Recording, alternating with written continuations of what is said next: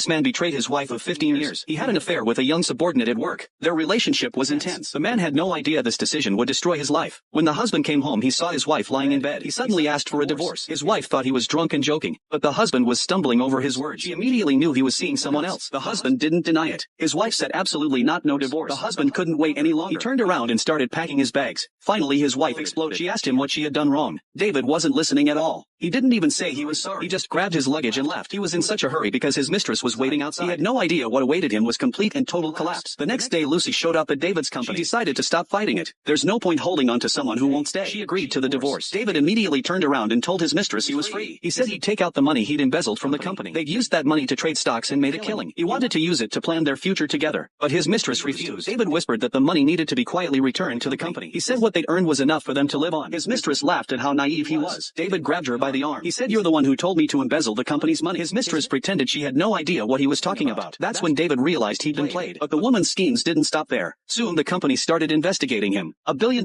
payment from a client never made it to the account. David said his mistress had taken the money. His boss immediately played an audio recording of her report. In the recording, she said that after they got the project payment together, the executive director assaulted her that night. By this time, Lucy had already prepared divorce papers at home. When David came back, Lucy had already left. Looking at the agreement Lucy had signed, David downed a glass of liquor, trying to numb himself, but the nightmare wasn't over. He got a call from the police. His mistress was charging him with assault. He had to go to the station tomorrow to give a statement. At that moment, his mistress was soaking in a bath enjoying herself with his money. Only now did David think of his Lucy. He called and said sorry 3 times. He said, "I got played by my mistress. She used me to embezzle company funds, then turned around and reported me. I'm such an idiot." Lucy heard the defeated tone in her husband's voice over the phone. She still couldn't bear it. She wanted to go home and check on her husband, but David had already slowly climbed up to the rooftop. Lucy had just gotten out of the car and hadn't even made it to the house when suddenly she heard a loud thud. Lucy's heart completely shattered. Looking at the suicide note her husband left behind, the note described the entire sequence of events and countless apologies. Lucy was in unbearable pain. At that moment, she felt no hatred toward her husband. She just felt he didn't deserve this. She rushed to the mistress's office and instinctively grabbed at her. The tattoo the mistress revealed would play a crucial role shortly after.